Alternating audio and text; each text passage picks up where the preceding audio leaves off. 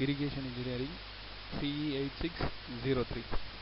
So இதில் வந்து நம்ம என்ன பார்க்க போகிறோம் அப்படின்னா, வாட்டர் வந்து எப்படி ஒரு க்ராப்புக்கு வந்து கொடுக்குறாங்க அப்படின்றது நம்மளுக்கு தெரிஞ்சது தான். ஸோ அதில் வந்து என்ன மாதிரியான கன்ஸ்ட்ரக்ஷன் ஆக்டிவிட்டீஸ் வந்து நடக்குது, ஸோ அதோடைய தேவை என்ன, எதுக்காக நம்ம வந்து அந்த இதை வந்து ஆர்டிஃபிஷியலாக க்ரியேட் பண்ணி நம்ம இரிகேஷன் பர்பஸ்க்கு இந்த ஸ்ட்ரக்சரை க்ரியேட் பண்ணி வாட்டர் சேவ் பண்ணி கொடுக்குறோம், இதனால் என்ன நன்மை இருக்குது அப்படின்றது. அது மட்டும் இல்லாமல் இதில் என்னென்ன ஸ்ட்ரக்சர் வந்து யூஸ் பண்ணுறாங்க, அதை பற்றின ஸ்ட்ரக்சரல் ரீதியான விஷயங்களும் நம்ம வந்து பார்ப்போம். ஸோ ஒரு க்ராப்பும் அதுக்கான வாட்டர் ரெக்குயர்மெண்ட் என்ன, அதுக்கடுத்து இதோடைய ஸ்ட்ரக்சர்ஸ்லாம் வந்து எப்படி மேட் பண்ணுறாங்க, அதாவது சின்ன லெவலில் வாட்டர் ஸ்டாக்னேட் பண்ணுறாங்க அப்படின்னா அதோடைய ஸ்ட்ரக்சர் பேர் என்ன, ஸோ எப்படிலாம் டிஸ்ட்ரிபியூட் பண்ணுறாங்க, இந்த சிஸ்டம் எப்படி மெயின்டைன் பண்ணுறாங்க, ஸோ இது எல்லாமே சேர்ந்தது தான் இரிகேஷன் இன்ஜினியரிங். ஸோ இதோடைய சப்ஜெக்ட் கோட் வந்து CE 8603.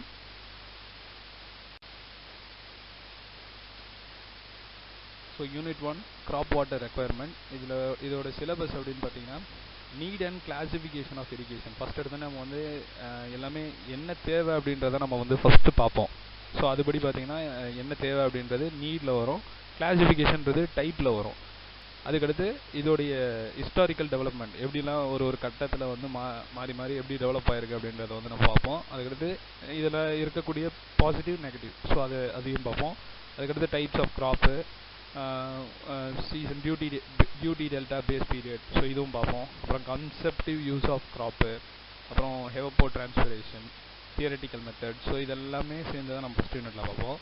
இது முடிஞ்சிட்ட பிறகு இந்த யூனிட்லேருந்து நீங்கள் என்ன கற்றுப்பீங்க அப்படின்னா, you have enough knowledge about crop water requirements and also you will gain the skills of crop water requirement. ஓகேவா? ஸோ இதுதான் வந்து இதோடைய அவுட்கம்.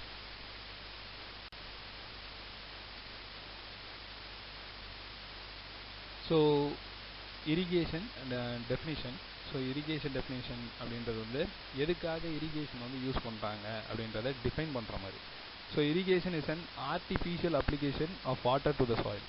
இது வந்து ஆர்டிஃபிஷியலாக வந்து ஒரு அப்ளிகேஷன் வந்து க்ரியேட் பண்ணி, அதாவது ஒரு இன்ஜினியரிங் கன்ஸ்ட்ரக்ஷன் க்ரியேட் பண்ணி அது மூலயமா வந்து வாட்டர் வந்து சாயிலுக்கு வந்து கொடுக்குற மாதிரி.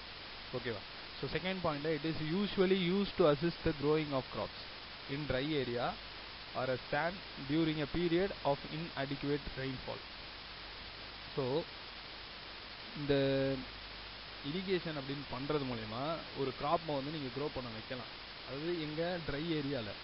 ஸோ அது எப்படி ட்ரை ஏரியாவில்னா, வாட்டர் வந்து சில குறிப்பிட்ட டைம், அதாவது ரெயின்ஃபால்ன்றது சில குறிப்பிட்ட டைம் தான் நம்மளுக்கு வந்து மழை பெய்யும். ஸோ அப்போ தான் நம்ம வந்து அந்த வாட்டரை வந்து ஸ்டோர் பண்ணிக்கணும்.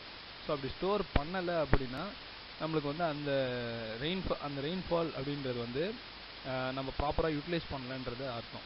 ஸோ அப்படி நம்ம யூட்டிலைஸ் பண்ணலன்னா எல்லா டைம்லும் நம்மளால் க்ராப் க்ரோ பண்ண வைக்க முடியாது. ஸோ இந்த மாதிரி நடக்காமல் இருக்கணும் அப்படின்னா இரிகேஷன் அப்படின்ற ஒரு விஷயத்த வந்து நம்ம பண்ணால் மட்டும்தான் முடியும். ஸோ அதுதான் இரிகேஷனுடைய definition. Next need of the irrigation. So need அப்படின்னு பார்க்குறப்ப இந்தியா வந்து பேசிக்காகவே பார்த்திங்கன்னா அக்ரிகல்ச்சர் கண்ட்ரி தான்.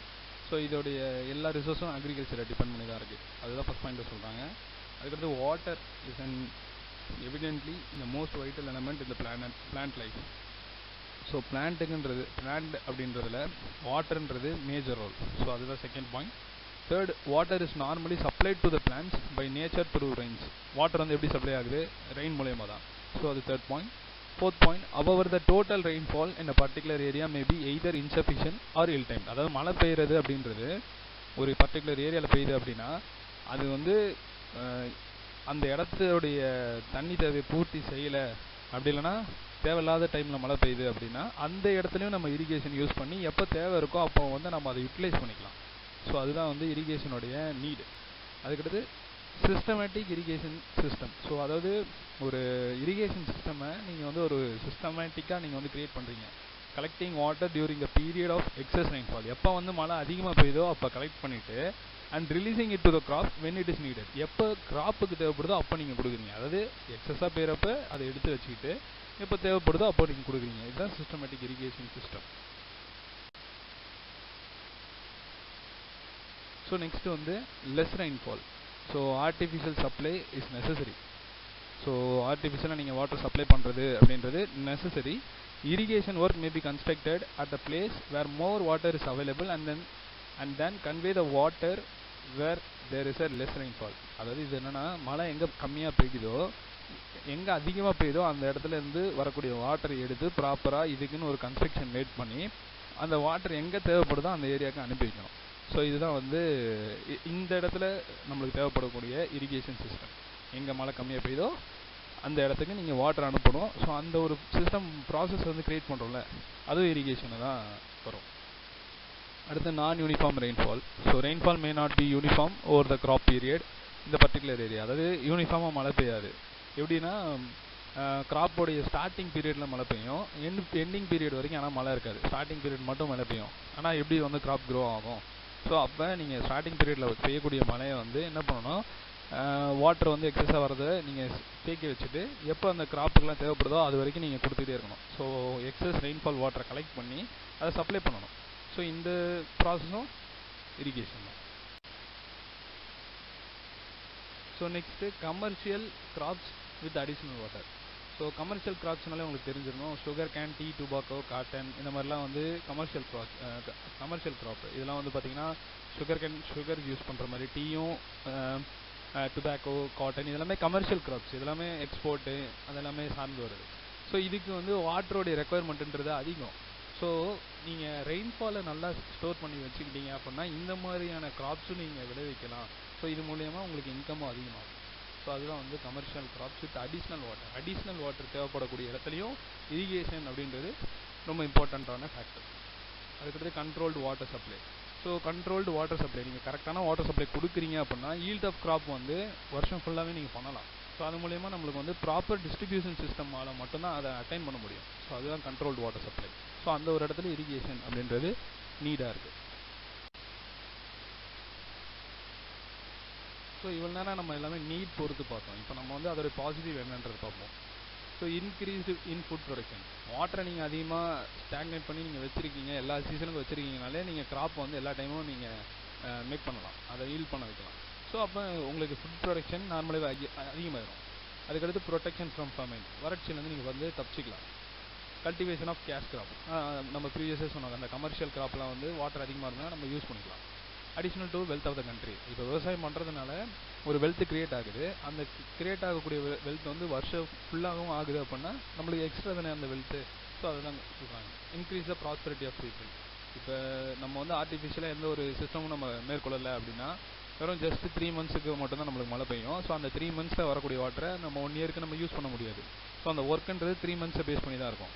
இப்படி நீங்கள் சேவ் பண்ணுறதுனால 1 year ஃபுல்லாகவே நீங்கள் அந்த ஒர்க்கை வந்து யூஸ் பண்ணிக்கலாம். ஸோ இதுதான் வந்து ப்ராஸ்பரிட்டி அதிகப்படுத்துறது அப்படின்றது. அதுக்கடுத்து generation of hydro electric power. உங்களுக்கே தெரியும், வாட்டர் டேம் இந்த மாதிரியான கன்ஸ்ட்ரக்ஷன் உள்ள இடத்துல நம்ம ஹைட்ரோ எலக்ட்ரிக் பவர் வந்து ஜென்ரேட் பண்ணலாம்.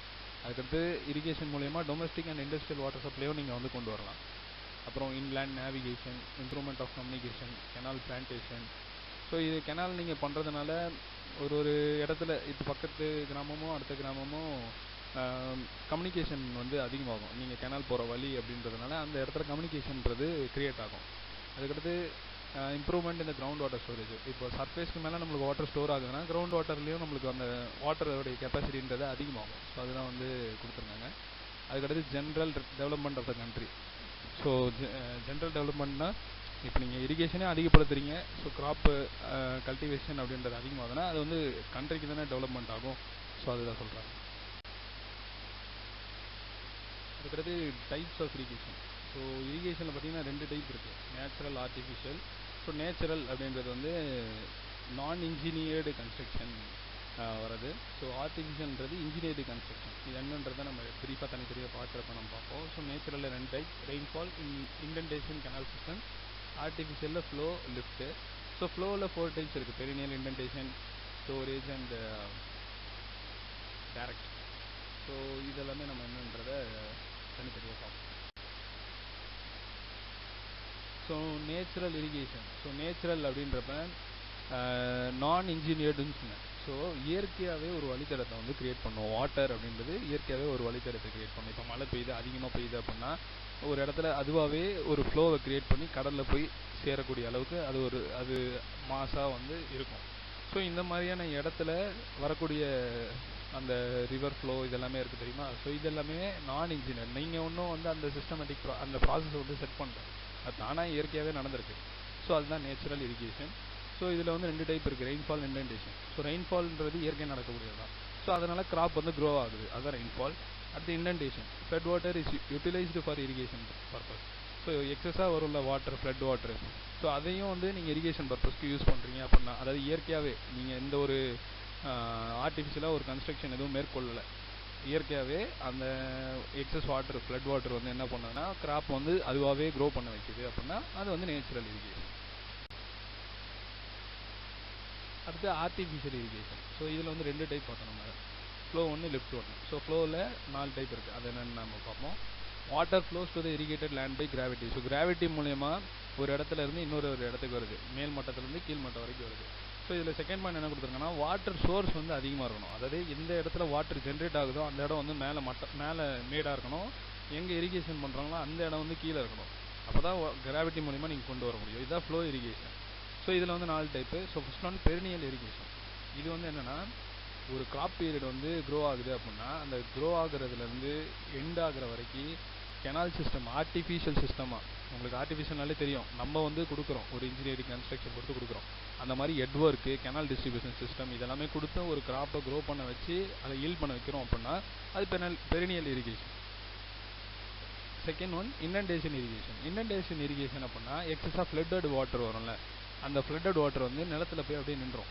ஸோ அந்த நிலத்தில் நிற்கக்கூடிய தண்ணி தானாகவே ட்ரெயின் ஆஃப் ஆகும், தானாகவே அப்படியே வற்றி போகும். அப்படி வற்றி போகிற டைமில் இவங்க கிராப்பை வந்து அதில் வந்து சோன் பண்ணுவாங்க, அதில் வந்து விளைவிக்கிறதுக்கு இவங்க அந்த இடத்த வந்து சூஸ் பண்ணிப்பாங்க. ஸோ அப்படி அந்த மாய்ஸ்சர் கண்டென்ட் இருக்குல்ல அந்த சர்ஃபேஸில், அது மூலயமா அந்த அந்த கிராப் வந்து க்ரோ ஆகுது அப்படின்னா அது வந்து indentation irrigation. So third one direct irrigation. Direct irrigation என்னென்னா, வாட்டர் வந்து ரிவர்லேருந்து வருது, ஸோ அதை வந்து டைரெக்டாக டைவெர்ட் பண்ணி கெனால் மூலயமா உள்ளே அனுப்பிடுவாங்க. இது அனுப்புறதுல 2 விதம் இருக்குது, வியர், பேரேஜ்னு சொல்லி 2 இருக்குது. ஸோ வியர் அப்படின்றது மேலே ஃபஸ்ட் இமேஜ். ஸோ அதில் பார்த்தீங்கன்னா எந்த ஒரு கேட்டும் மேலே வந்து ப்ரொவைட் பண்ணல, ஸ்பேஸ் கேட்டு இந்த மாதிரி எதுவும் வந்து ப்ரொவைட் பண்ணி ஸ்டோர் பண்ணல. ஒரு ஹைட்டுக்கு ஒரு வால் கன்ஸ்ட்ரக்ட் பண்ணிருக்காங்க, அது வரைக்கும் வாட்டர் சேவ் ஆகும், அதுக்கு மேலே தானாகவே அது வந்து ஓவர்ஃப்ளோ ஆகும். ஸோ இது வந்து வியர். கீழே இருக்கிறது பேரேஜ். ஸோ அதில் வந்து ஸ்டோர் பண்ணிவிட்டு எப்போ தேவைப்படுதோ அப்போ நீங்கள் யூஸ் பண்ணிக்கலாம். ஸோ இது வந்து எந்த இடத்துல பாசிபிலிட்டி அப்படின்னா, எந்த இடத்துல வந்து ஏன்னா ஃப்ளோ ஆஃப் ரிவர் இருக்கோ, எந்த இடத்துல ரிவர் வந்து வாட்டர் வந்து போயிட்டே இருக்கும் அந்த இடத்துல மட்டும்தான் பாசிபிள். எந்த இடத்துல வந்து வாட்டர் வந்து அதாவது சில இடத்துல பார்த்திங்கன்னா ரிவர் ஃப்ளோவில் வந்து திடீர்னு தண்ணியே இல்லாமல் கூட இருக்கும், அந்த மாதிரியான இடத்துல இது வந்து யூஸ் பண்ண முடியாது அப்படின்னு சொல்லியிருக்காங்க. ஸோ இதுதான் டைரக்ட் இரிகேஷன். அடுத்து storage irrigation. So storage irrigation அப்படின்றது river flow is not perennial or insufficient during crop period. Storage irrigation is adopted. So அதாவது எந்த ஒரு இடத்துல வந்து ரிவர் ஃப்ளோ இல்லையோ அங்கே வந்து ஸ்டோரேஜ் போகணும். இப்போ நீங்கள் டேம்லாம் பார்த்தீங்க அப்படின்னா வாட்டரை வந்து ரிவர்லேருந்து வரக்கூடிய வாட்டரை வந்து அப்படியே ஸ்டோர் பண்ணி வச்சு ஃபர்தராக இரிகேஷனுக்கு வந்து எப்போ தேவைப்படுதோ அந்த டைமில் வந்து மதகு திறந்து விட்டு தண்ணியை வந்து அந்த இரிகேஷன் பர்பஸ்க்கு யூஸ் பண்ணுவாங்க. அது மட்டும்தான் ஸ்டோரேஜ் அப்படின்றது கிடையாது. எப்போ வந்து எக்ஸஸாக ரெயின்ஃபால் வருதோ அப்போ என்ன பண்ணுவாங்கன்னா தனித்தனியாக டேங்க்லேயும் ஸ்டோர் பண்ணி வச்சுப்பாங்க. அதை எப்போ கிராப் பீரியடோடைய அந்த டைம் வருதோ அப்போ இரிகேஷனுக்கு யூஸ் பண்ணுவாங்க. இது தேர்ட் பாயிண்ட்.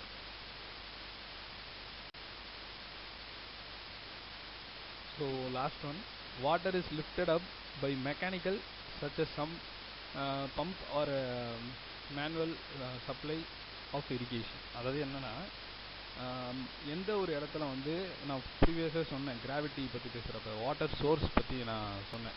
வாட்டர் சோர்ஸ் வந்து அதிகமாக இருந்துட்டு இரிகேஷன் லேண்டு வந்து கீழே இருந்தது, இது மேடாக இருந்துட்டு இது பள்ளமாக இருந்தால் தான் உங்களுக்கு கிராவிட்டி ஃப்ளோ கிடைக்கும். ஆனால் எந்த இடத்துல ரிவர்ஸில் இருக்கோ, வாட்டர் சோர்ஸ் வந்து கீழே இருக்குது, எங்கே இரிகேஷன் லேண்டு மேலே இருக்கோ அங்கே நீங்கள் லிஃப்ட் ஆர் வெல் இரிகேஷன் போய் தான் ஆகணும். அப்போ என்ன பண்ணுவாங்கன்னா கீழே இருக்க தண்ணியை எடுத்து லிஃப்ட் பண்ணுவாங்க. அது பம்பாகவும் இருக்கலாம் இல்லை மேனுவலாகவும் இருக்கலாம். ஸோ பம்ப் மூலிமா நீங்கள் வந்து எடுத்து இரிகேஷன் பண்ணி ஒரு கிராப்பை க்ரோ பண்ண வைக்கிறீங்கன்னா அது lift R well irrigation. So இதுதான் மொத்த கிளாசிஃபிகேஷன். இரிகேஷன் என்னென்ன டைப்ஸ்லாம் இருக்குன்றது மொத்தம் இதுதான். தேங்க்யூ.